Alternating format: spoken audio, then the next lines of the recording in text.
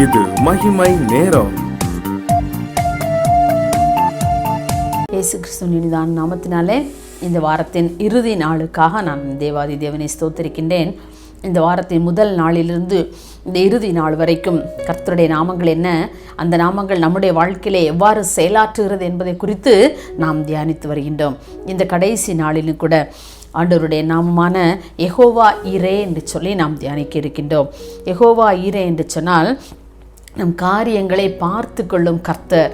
நம்முடைய காரியங்கள் எல்லாவற்றையும் அவர் கவனித்து கொள்கின்ற ஒரு கர்த்தராக இருக்கின்றார்.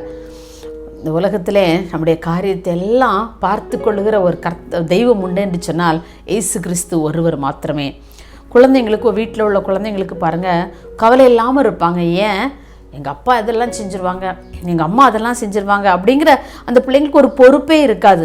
ஏன்? அப்பா இருக்காங்க, எல்லாம் பார்த்துருவாங்க அப்படிங்கிற ஒரு தைரியம் இல்லையா?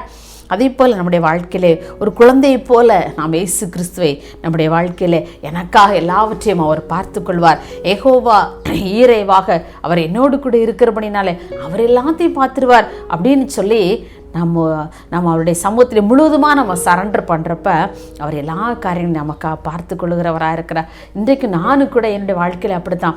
என்ன பிரச்சனைகள் வந்தாலும், என்ன பாரங்கள் வந்தாலும் கூட அந்த கேள்விப்படுகிற அந்த நிமிஷங்களில் என் இருதயம் பாரமாக இருக்கும். ஆனால் சொல்லுவேன், இசப்பா நான் உங்களுடைய சமூகத்தில் ஒப்படைச்சிட்டேன், நீங்கள் யெகோவா ஈரேவா இருக்கிறீங்க, இனிமேல் நீங்கள் பார்த்துக்கோங்க, அவ்வளோதான். நான் சொல்லிட்டேன், எனக்குன்னு ஒருத்தர் இருக்கிறார், அது நீங்கள் தான் இருக்கீங்க, இனிமேல் நீங்கள் பார்த்துக்கோங்க, அந்த காரியத்தை எல்லாத்தையும் நீங்கள் பார்த்துக்கோங்க, என் மனதில் இனிமேல் அது பாரப்படக்கூடாது என்று சொல்லி பாரப்பட்டு அழுகிற வேளைகளிலெல்லாம் நாம் யெகோவா ஈரேவா நீங்கள் பார்த்துக்கோங்கப்பா, நான் உங்களுடைய சமூகத்தில் நான் சொல்லிட்டேன்ப்பா, இனி எனக்கு தெரியாது, இன்னும் நீங்கள் உங்கள் பொறுப்பு அப்படின்னு சொல்லி நான் எல்லா பொறுப்பையும் நான் அவர்கிட்ட போட்டுருவேன் பாருங்கள். அப்போ என் மனசு ரொம்ப சந்தோஷமாக, ரொம்ப லகுவாக இருக்கும். அப்படிப்பட்ட ஒரு கிருபைகளை ஆண்டவர் உங்களுக்கு தர நீங்கள் கேளுங்க. யெகோவா ஈரே, நீங்கள் என்னோடு கூட இருந்து என்னுடைய காரியங்களையெல்லாம் செயலாற்றுங்க என்று சொல்லி நாம் அதற்கு ஆதாரமாக நாம் ஆதியாகமத்திலே வாசிக்கின்றோம். ஆபிரகாமுக்கு 100வது வயதிலே ஆண்டவர் ஒரு குழந்தை, அருமையான ஒரு குமாரனை கொடுக்கின்றார் இல்லையா? இந்த குமாரனை கொடுத்து விட்டு கொஞ்ச நாள் கழித்து கேட்குறாரு, நீ இந்த மகனை வச்சு கொண்டு போய் மோரியா மலையில் எனக்காக பலியிடுவியான்னு சொல்லி கேட்குறாரு. நம்ம நினைப்போம், ஏன் ஆண்டவர் தானே கொடுத்தாரு, ஆனால் ஏன் ஆண்டவர் இப்படி கேட்குறாருன்னு சொல்லி நினச்சிருப்போம்ல. அவனுடைய விசுவாசத்தை சோதிக்கிறதற்காக ஆண்டவர் அன்றைக்கு ஆபிரகாமோட கேட்கின்றார். அன்றைக்கி அப்போ நான் நினைப்பேன், இந்த ஆபிரகாம் இடத்துல நான் இருந்தேன்னா என்ன கேட்டிருப்பேன், ரொம்ப பெக் பண்ணி கேட்பேன், ஏசப்பா ஆபிரகாம் எதுவுமே சொல்லலை, சரியா ஆண்டவரேன்னு சொல்லிட்டாரு. ஆனால் நான் ஒருவேளை இருந்திருந்தேன்னா நான் சொல்லுவேன், ஏசப்பா வேற ஏதாவது என்கிட்ட கேளுங்கப்பா, நீங்கள் தானே எனக்கு ஒரு குழந்தை கொடுத்தீங்க, அந்த குழந்தைய நீங்கள் பலியிட சொல்கிறீங்களே, வேற ஏதாவது கேளுங்க சாமி, இல்லை இன்னும் கொஞ்ச நாள் கொடுங்க எனக்கு, இப்படி ஏதாவது ஒரு காரியத்தை நான் நினச்சிருப்பேன், ஆண்டவர்கிட்ட கேட்டிருப்பேன். ஆனால் அந்த ஆபிரகாம் எதுவுமே கேட்கல, எந்த பேச்சு கூட எதுவுமே பேசலை. அப்படியே ஆண்டவர் சொன்ன உடனே அப்படியே என்ன செய்கிறாரு, அவர் அந்த கட்டளைக்கு கீழ்ப்படுகிறார். தன்னுடைய மனைவியினிடத்தில் கூட அவர் சொல்லலை, சாராளிடத்தில் கூட சொல்லலை. ஏன்? ஒரு ஆண்டவர் எப்பா நமக்கு குமாரனை கொடுத்தார் இல்லையா, மோரியா மலையில் என்னை பலியிட சொல்லியிருக்கிறாரு, நான் போயிட்டு வந்துடுறேன்னு சொல்லியிருந்தா ஒருவேளை அந்த சாராள் என்ன செய்திருப்பா, மகன்கிட்ட சொல்லி நீ எங்கேயாவது ஓடி போயிரு, உங்கள் அப்பா அவனை கூட்டிகிட்டு போகிறாரு மோரியா மலைக்குன்னு சொல்லி ஏதாவது சொல்லி காரியங்கள் தடைப்பட்டிருக்கலாம். ஒரு அவள் தடுத்துருவாள், வேண்டாம், எனக்கு எத்தனை வயசில் எனக்கு ரொம்ப வயதான பிறகு எனக்கு கொடுத்த குழந்தை, நீங்கள் என் பிள்ளை நீங்கள் எடுத்துகிட்டே போகக்கூடாதுன்னு சொல்லி தடை பண்ணி விடுவாள். இப்படி பல காரியங்களுக்காக தன்னை மனைவியினிடத்தில் எதுவுமே சொல்லலை. வேலைக்காரரை கூட்டிகிட்டு அப்படியே ஆபிரகாம் அவனுடைய குமார வேலைக்காரர் கழுதைகளோடு கூட நினைச்சாங்க அந்த மோரியா மலையை நோக்கி பிரயாணம் பண்ணுறாங்க. அவனுக்கு என்ன ஒரு நம்பிக்கை, ஆண்டவர் நிச்சயமாக என்னுடைய மகனை மறுபடியும் எனக்கு தருவார். ஒருவேளை நான் அவனை கத்தியால் அவனை குத்திட்டா கூட அவனுக்கு உயிரை கொடுத்து ஆண்டவனுக்கு மறுபடியும் உயிருள்ள ஒரு குழந்தையை கொடுப்பார் அப்படிங்கிற ஒரு நம்பிக்கை அன்றைக்கு ஆபிரகாம் இடத்துல இருந்ததில்ல. அன்றைக்கு அவருக்கு தெரியும், யெகோவா ஈரே என்னுடைய காரியங்கள் எல்லாம் பார்த்து கொள்கிற அவர் இருக்கிறார் என்று சொல்லி பாருங்க. அப்படியே போய்கிட்டே இருக்கிறாங்க.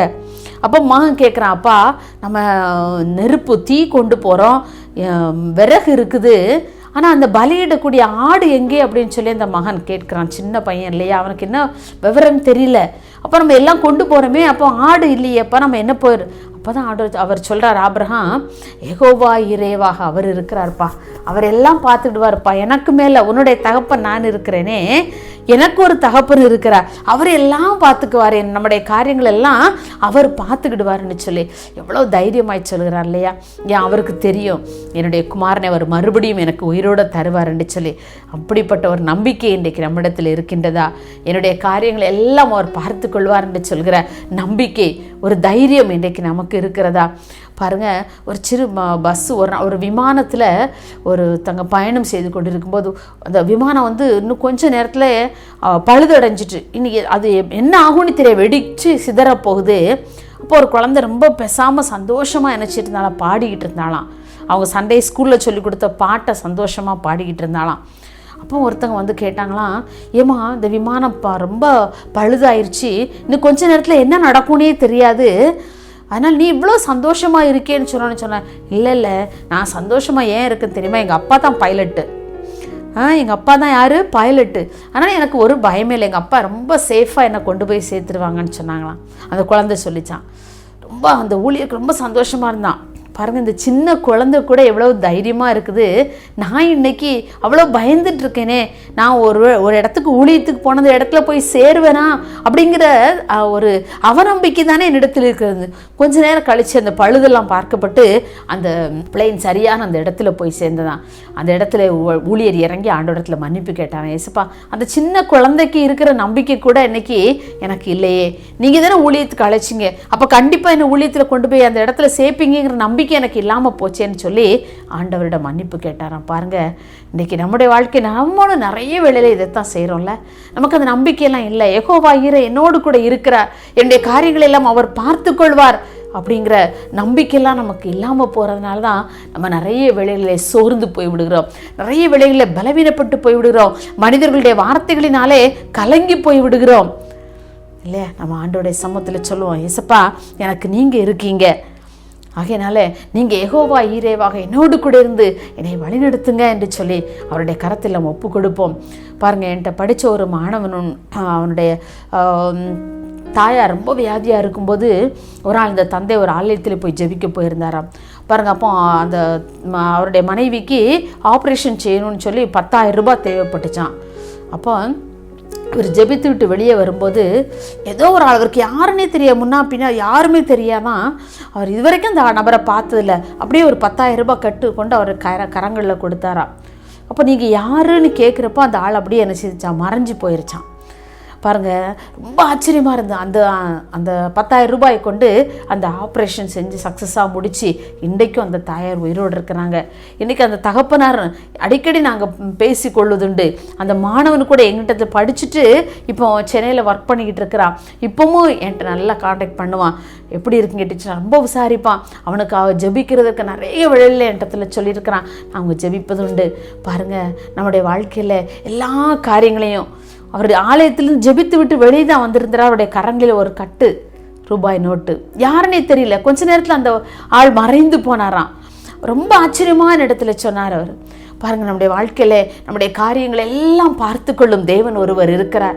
இன்றைக்கு உடைய வாழ்க்கையிலே பிரச்சனைகளா, கவலைகளா, கஷ்டங்களா, பாரங்களா, குடும்ப பிரச்சனைகளா, எதுவானாலும் கூட நம்முடைய காரியங்களை பார்த்து கொள்ள ஒருவர் இருக்கிறார். அவர் தான் யெகோவா ஈரே என்கிற நம்பிக்கை நம்முடைய உள்ளத்திலே பெருகும் பொழுது நம்முடைய வாழ்க்கை நிச்சயமாக ஆசீர்வதிக்கப்பட்ட வாழ்க்கையாக இருக்கும். எங்கள் நேசிக்கிற அன்புள்ள இயேசுவே, இந்த அருமையான ஒவ்வொரு நாளிலும் கூட அப்பா, நீங்கள் எங்களோடு கூட இருந்தவுடைய நாமங்கள் என்ன, அவற்றின் பொருள் என்ன, அதை எங்களுடைய வாழ்க்கையில் எப்படி செயல்படுகிறதா இருக்கிறது என்று சொல்லி நாங்கள் தியானித்து வந்தோம் அனையா.